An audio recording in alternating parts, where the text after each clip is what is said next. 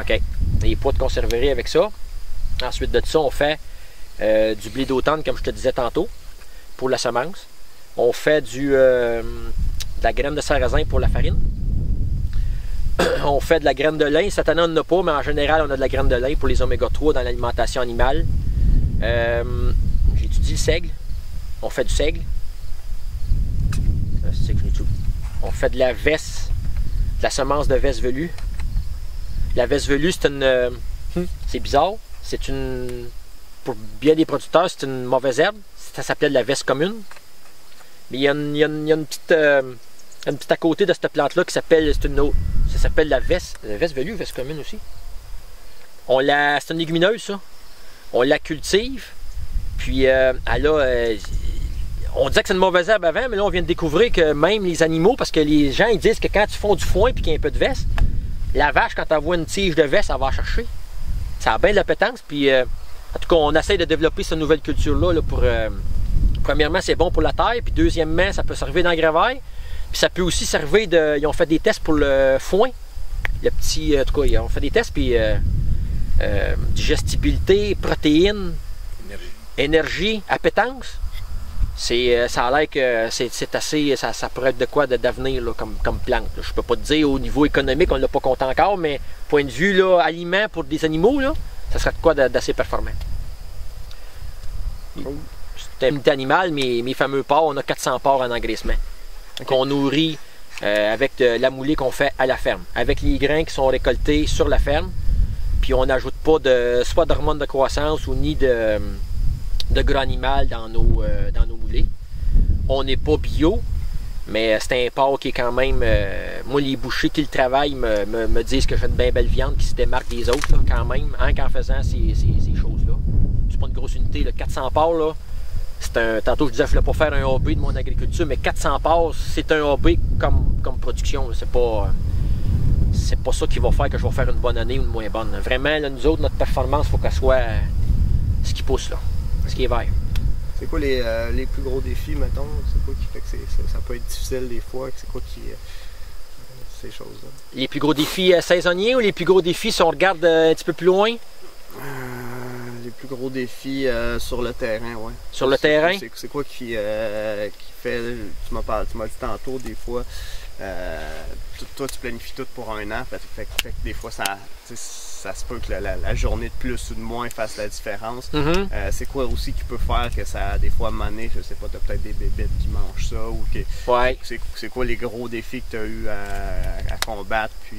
OK, ben le défi là, global, pour nous autres, qui est en grande culture spécialisée là-dedans, c'est de tout faire en sorte que nos cultures soit toujours au moins dans la moyenne et mieux.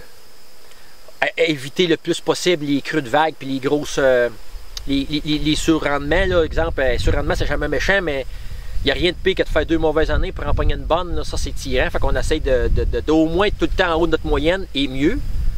Les défis saisonniers qu'on a rencontrés, il faut s'occuper de vraiment gérer bien l'eau. Il y a des années qui pleut trop. Fait qu'il faut être capable, en tout cas tantôt je vais te montrer un peu plus, là, mais les terres, on a travaillé nos terres pour la niveler, pour éviter les cuvettes, éviter qu'il y ait des trous où est-ce qu'il y a des pertes de rendement, fait qu'à vol d'oiseau, que tu n'aies pas de poche de baisse de rendement, de 1.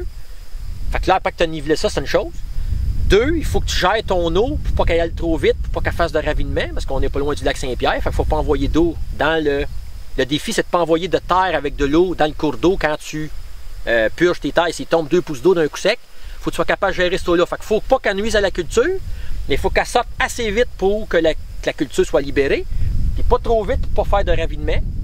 Pour la pollution, ça? C'est ça. Puis bien la gérer avec, tantôt, je peux peut-être te le montrer, en reparler un peu plus, là, mais des bonhommes comme ça qui font que l'eau du champ, ça n'en va pas directement au cours d'eau. L'eau du champ, quand il y a une forte pluie, elle va se promener sur transversale. Là, vis-à-vis le petit bâton orange qu'il y a là, il y a comme, on appelle ça une raie de courant. L'eau va aller là, puis elle va stagner là. Puis souvent, elle va même rentrer dans le sol. Puis le surplus va aller prendre le petit bâton que là, avec des petits chauds. Mais elle ne partira pas l'eau comme un ravin, dire je pars, puis j'emmène toute la terre avec moi. Ça, c'est pour quand on a beaucoup d'eau. Puis quand on manque d'eau, ben, on peut avoir des problèmes de sécheresse.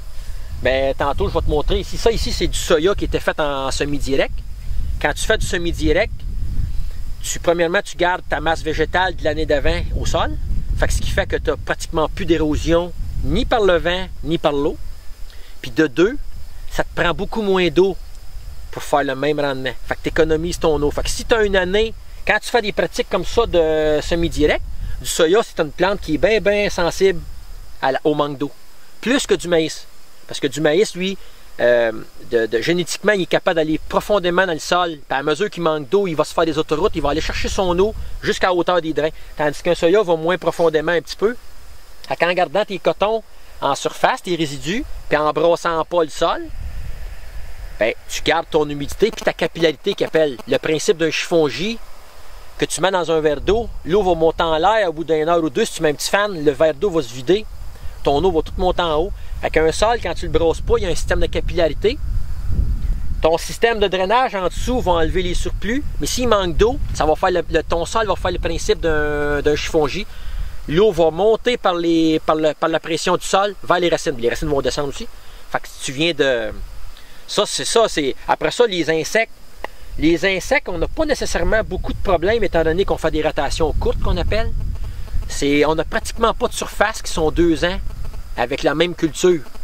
Fait qu'automatiquement, stratégiquement, exemple pour la chrysomèle, ces choses-là, on est capable, en changeant de culture, l'année prochaine, ici, ça va être du maïs, puis à côté, ça va être du soya. Fait que la petite bébite qui a pondu son œuf ici, quand sa petite larve elle va éclore l'an prochain, si c'est une bébite pour le soya, elle n'aura pas de bouffe parce que ce ne sera pas du soya qui va être là. Elle va mourir d'elle-même. Elle va disparaître. Fait que ça, avec les rotations, on enlègue un gros problème. Un gros bout de tout ça au niveau des ravageurs. Puis, tu m'as demandé les défis. C'est sûr qu'une année, exemple, la seule affaire qu'on ne peut pas remplacer, là, c'est lui, le soleil. Si on a une année que le soleil ne veut pas, parce que c'est des plantes que ça prend de la chaleur. Fait qu'un maïs qui est une plante tropicale, ça, il prend de la chaleur. Si on a une année catastrophique, il y a une façon de compter la chaleur, on appelle ça les unités thermiques, là. Puis nous autres, on a une station météo là, qui est depuis 7-8 ans, qui est ici à la ferme. Ça fait tes calculs en fonction de tes températures de nuit et tes températures de jour. Puis une année comme cette année, à date, on se pourrait te faire une année record. Parce que c'est arrivé souvent que tu as eu besoin de la climatiser la nuit pour dormir. Quand les nuits, tu as de la misère à dormir, pense à un farmer à quelque part, il est bien heureux.